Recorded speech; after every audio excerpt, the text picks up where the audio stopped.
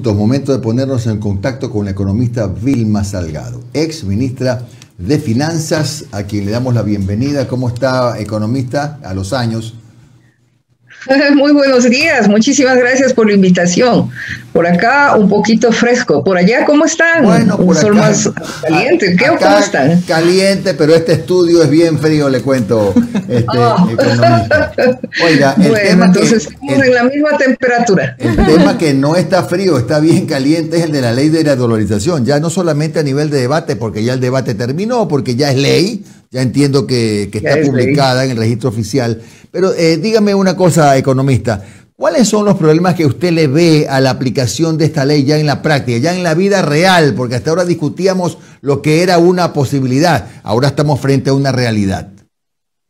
Sí, bueno, estamos ya frente a una realidad, una ley que es muy peligrosa desde el punto de vista de que abre las puertas para una fuga posible de capitales y además para que el sistema financiero privado, digamos la banca privada, pueda transferir toda la cartera mala al Banco Central.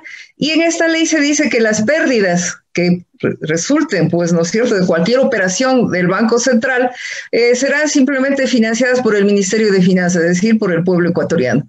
Entonces, estamos frente a una cuenta de capitales completamente abierta porque se eliminaron las normas que establecían requisitos para el descuento de cartera en el Banco Central. Los bancos conceden créditos a los clientes y esto se denomina cartera crediticia.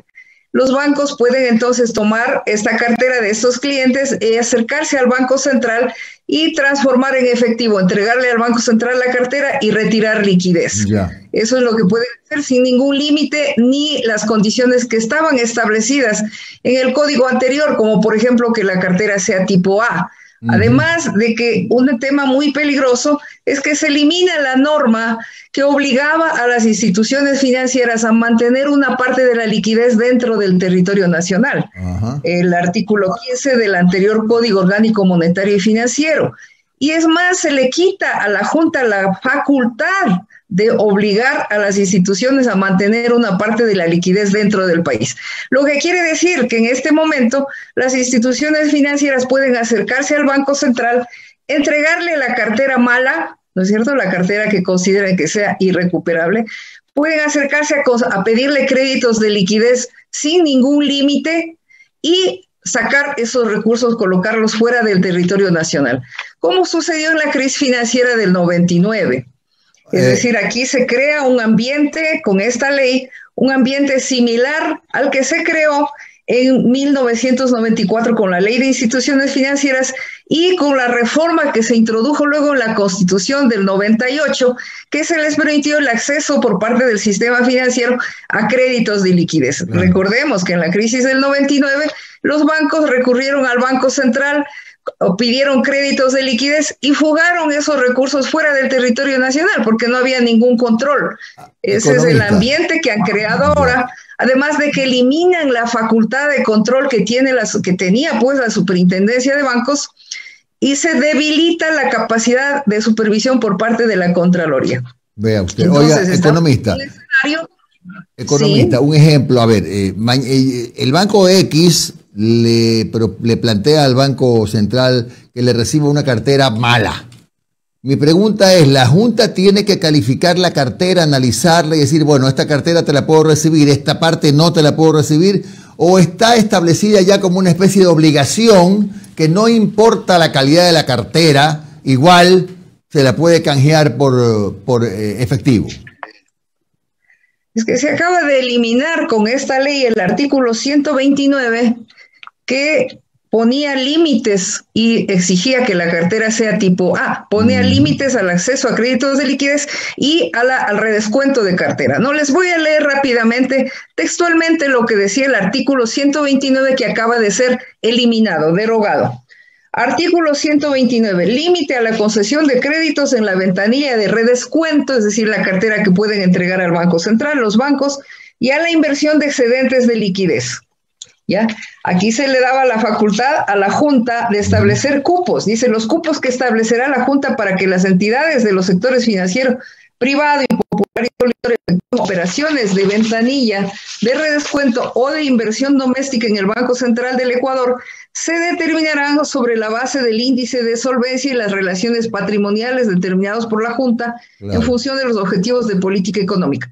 El cupo agregado para estos dos instrumentos no podrá ser superior a la suma acumulada de A, el 100% de la posición en títulos emitidos por el ente rector de las finanzas públicas y el Banco Central del Ecuador. B, el 70% de los aportes individuales no comprometidos por la entidad financiera en el fondo de liquidez. Y C, la cartera de crédito con calificación de al menos A, que no supere junto el 30% del patrimonio técnico constituido de cada entidad. Entonces, eso se eliminó. Ya no existe eso. Ya no existe. Y además se eliminó el artículo 15. El artículo 15 se denomina facultades macroeconómicas. La Junta de Política y Regulación, les leo, ¿no es cierto?, para que vean qué es la ley.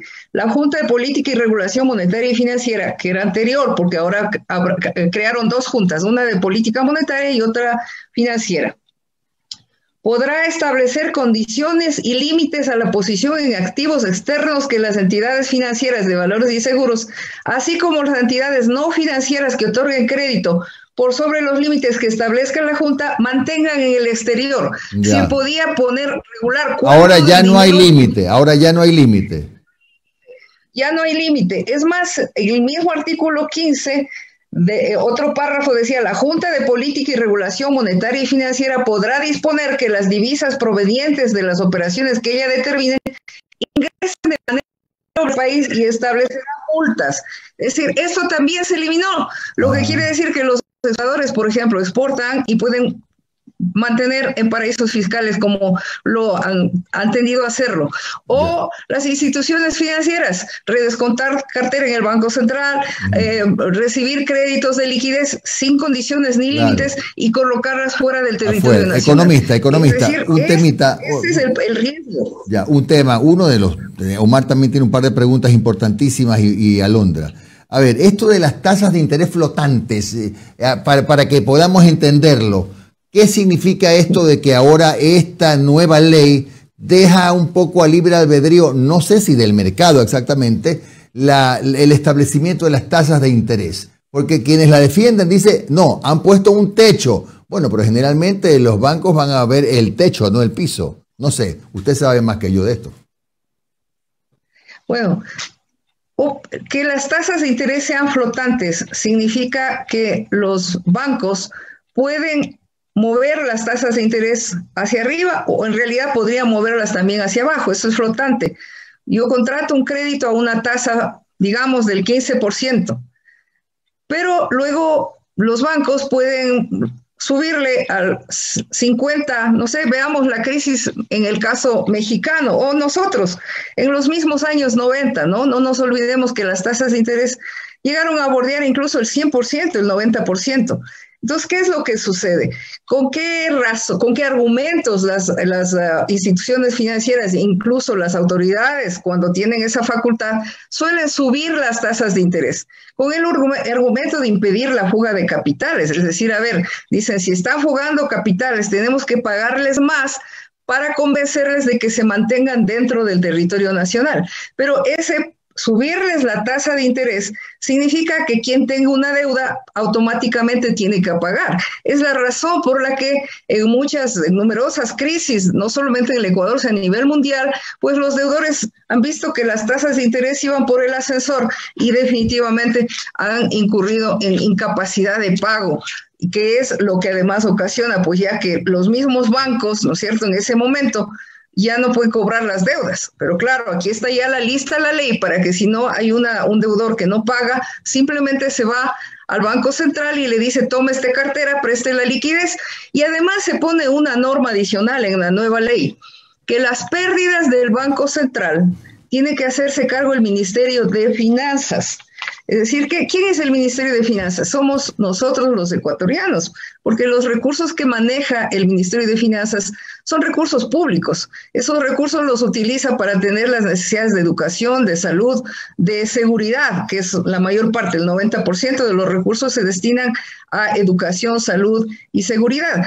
Entonces, si va el Banco Central a trasladar las pérdidas, simplemente como está ya en la ley, al Ministerio de Finanzas, van a tener que restringir el gasto en la atención a las necesidades básicas de la población. ¿Y quiénes pagamos entonces estas pérdidas del Banco Central? Como ya ha sucedido en las crisis, la del 82 y la del 99, terminamos siendo los ciudadanos a costa de un mayor empobrecimiento y de un deterioro de los servicios que ofrece y que está obligado a ofrecer el Estado. Esa es la situación. Economista, Omar Jaén le saluda, muy buenos días, gracias por su tiempo, economista.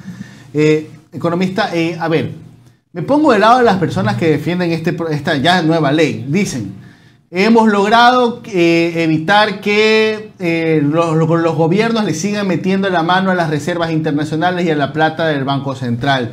Hemos logrado que al liberalizar las tasas de interés haya competencia y que sea el mercado el que fije eso, y eso le beneficia a los clientes. Hemos logrado que haya gente de experiencia en la Junta Regulatoria Monetaria y Financiera.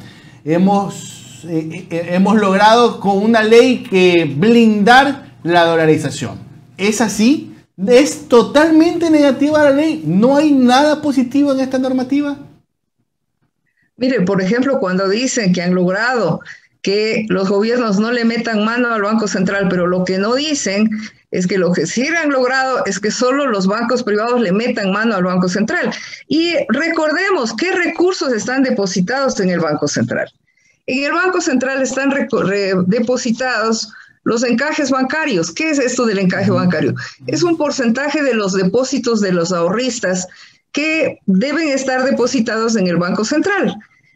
Por ejemplo, la última información disponible, ¿no es cierto? Por este concepto, por encajes bancarios, están 6.800 millones de dólares. Pero ¿qué más están? Están los depósitos del sector público no financiero. Y me permito leerles el artículo 40 que dice: depósitos del sector público. Los recursos públicos de las instituciones, organismos y empresas del sector público no financiero se mantendrán en depósito en el Banco Central del Ecuador, de conformidad con las regulaciones que emita la anterior Junta de Política y Regulación, ahora es la Junta de Política y Regulación Monetaria. Entonces, en el Banco Central, por ley, tienen que estar depositados todos los recursos de las entidades públicas, ¿no es cierto? Claro. Pero que resulta que el gobierno no puede acceder de ninguna manera a esos recursos porque se le prohíbe en esta nueva ley que el Banco Central conceda ningún tipo de financiamiento. El artículo 56, prohibición de la financiación monetaria. El Banco Central del Ecuador, estoy leyendo, no proporcionará financiamiento directo ni indirecto al gobierno central, al ente rector de las finanzas públicas, a los gobiernos autónomos descentralizados, las instituciones del sector público, ni a las instituciones de propiedad pública.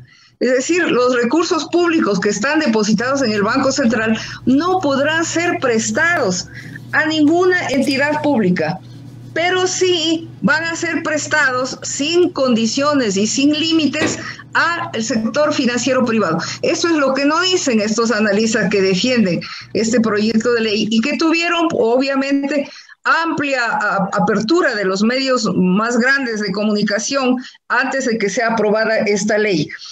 Además, cuando dicen que ahora va a ser personal técnico quien va a manejar la política monetaria, están reemplazando a algunos ministros que eran miembros de la Junta de Política y Regulación Monetaria y Financiera anterior, ahora están reemplazando por ciudadanos que tienen que tener, entre otras requisitos o condiciones, y les leo lo que dice textualmente el artículo 47.2, numeral 3. Tener experiencia profesional de por lo menos 10 años en funciones de dirección o administración relevantes en el ámbito monetario y financiero, incluyendo los organismos de regulación, supervisión o control de dichos ámbitos. Como concesión, al final de los debates que tuvo el ministro de Finanzas con algunos sectores de asambleístas, añadieron 4 años de los 10 años exigidos de la experiencia profesional solicitada pueda ser acreditada con el ejercicio de la cátedra universitaria en materias afines a los ámbitos antes mencionados. Es decir, ¿quiénes cumplen este requisito de 10 años, digamos 6 años más 4 en la cátedra universitaria de materias afines? No cualquier profesor, pero digamos 6 años de experiencia, ¿no es cierto?, en funciones de dirección o administración relevantes. Relevantes. En el ámbito bien subjetivo. Bien subjetivo. Bien subjetivo. Es bien subjetivo ese término. Exacto, relevantes, mire, o sea, es un director de alguno de los bancos, un gerente, es un alto funcionario y esa es la condición que tienen que cumplir. Entonces, ¿a quiénes pasa el manejo de la política cambiaria, crediticia, financiera? Pasa a estos 3 ciudadanos, antes eran 5, les bajaron a 3, pero son 3 ciudadanos que tienen que reunir esta característica, ex altos funcionarios del sistema bancario privado que van a manejar entonces la Reserva Monetaria Internacional, ¿no es cierto? Van a manejar las tasas de interés, o sea, si es que finalmente los cupos de crédito, si es que les ponen, no van a poner cupos, pero sí techos, ¿no es cierto?, al monto de los recursos que accedan. Es decir, toda la política sin control de la Superintendencia de Bancos ni de la Contraloría General del Estado, economista, sino que van a ser auditores privadas. Es decir, es como que el Estado renuncie al manejo de la Reserva Monetaria, de las políticas monetarias, cambiarias. Es más o menos una renuncia. Es que definitivamente con esta ley, que está además plagada de inconstitucionalidades, ¿no? La misma Asamblea señaló más de 11 violaciones a la Constitución. Obviamente lo que se está es dando a los administrados, digamos, al sistema financiero privado, que sean ellos los que manejen la política monetaria, cambiaria y financiera. Economista. Eso es lo preocupante. ¿Cómo está, economista? Sí. Le saluda Alondra Santiago, un gusto. Oiga, la verdad es que me han quedado algunas cosas claras porque la economía es mi punto débil, pero yo le voy a decir algo y por favor corrígeme si estoy equivocada. Yo lo que considero después de escucharla y escuchar también a varios invitados hablando de esta ley, es que de alguna manera se protege de forma excesiva a los bancos, o sea, básicamente eso. Y la pregunta es, ¿por qué los bancos quieren tanta protección legal ganando tanta plata? ¿Saben algo ellos que no sabemos? Porque se menciona lo del 99, pero ¿por qué esta protección excesiva, digo yo? O sea, ¿qué puede suceder? ¿Qué es lo que piensan ellos? ¿Qué saben ellos que nosotros no sabemos? Bueno, ellos tienen el poder, ¿no? El poder económico que les da el manejo de nuestros ahorros. Y realmente si nosotros miramos el pasado, la crisis financiera del 82, la crisis financiera del 99, lo que podemos observar es que en esas dos crisis el sistema bancario pues y en general los grupos económicos más poderosos no solamente que no perdieron, sino que obtuvieron grandes utilidades. Este es el problema que tenemos no solo en el Ecuador, sino en el mundo, ¿no? Que estos grandes grupos económicos y sobre todo el sector financiero obtiene grandes utilidades en los momentos de crecimiento de la economía. Si nosotros vemos hasta el año pasado, todos los empresarios en crisis, menos los bancos que siguen mostrando grandes utilidades y que ni siquiera modificaron la tasa de interés desobedeciendo una instrucción de la Asamblea, sino que crearon costos adicionales como seguros de crédito, ¿no? Entonces, ¿qué es lo que sucede? Acumulan durante la época de auge de la economía y en las crisis se han acostumbrado a obtener también beneficios. En la crisis de los 82 se beneficiaron con la sucretización de las deudas. ¿Qué pasó allí? En esa época, pues, el expresidente Hurtado, ¿no?, de la democracia popular, pues dictaron la norma que permitió que los deudores originales en divisas entreguen al Banco Central esas deudas. El Banco Central se hizo cargo de esas deudas y en cambio estos deudores le pagaron en sucres devaluados. Entonces se ocasionaron grandes pérdidas para el Banco Central que luego fueron transferidas al Ministerio de Finanzas, es decir, a toda la población. Nosotros pagamos esos costos de esta sucretización. Luego en los 90, primero recurrieron a créditos de liquidez, otra vez democracia popular, el gobierno del expresidente Maguad. Créditos de liquidez posibilitados por una reforma que se introdujo en la Constitución del 98, ¿no es cierto? Recibieron los créditos de liquidez, como no había ningún control del uso de esos recursos, pues los fugaron fuera del territorio nacional. Recuerden ustedes que se mencionaba a uno de esos bancos que recibió créditos y fue y se compró otro banco fuera del territorio nacional. ¿Qué pasó? El sucre se devaluó al 100% trimestral, pues esa era la moneda en la que el Banco Central les entregaba los recursos. ¿Qué significó para nosotros, el conjunto de la población? Significó una quiebra masiva de empresas, significó la crisis más profunda que hemos vivido hasta antes de la que estamos viviendo. Los ecuatorianos tuvieron que, entre 2 y 3 millones se estima de ecuatorianos tuvieron que salir fuera del país. Claro, están ahora justamente en Europa, fundamentalmente en España, en Italia. Economista, créame que nos gustaría seguir. Sí, que se convirtió en el segundo rubro de ingreso de divisas, las remesas de los migrantes, y eso sigue hasta hoy. Entonces ahora tenemos un riesgo doble. Caída y limpia, digo yo, ¿no? Porque podrían recurrir a los créditos del Banco Central, entregarle la cartera mala y luego decir que como hubo una crisis sistémica que está mencionada además en esta ley, pues no tiene más remedio que cambiar a otra moneda. Es decir, están poniendo en riesgo la dolarización, no la están protegiendo, están poniendo en riesgo, porque impiden que el Estado pueda utilizar ningún tipo de recursos, ni créditos, ni ningún tipo de operación, aún en una pandemia como la que estamos viviendo o en una crisis grave que se puede enfrentar. El Estado no puede utilizar ningún recurso del Banco Central, pero sí el sector financiero privado sin límites ni condiciones. Gracias. Este es el sentido de esta ley. Gracias, economista Vilma Salgado, exministra de Finanzas, por su explicación sobre los riesgos de la ley de defensa de la dolarización. Un buen día, economista.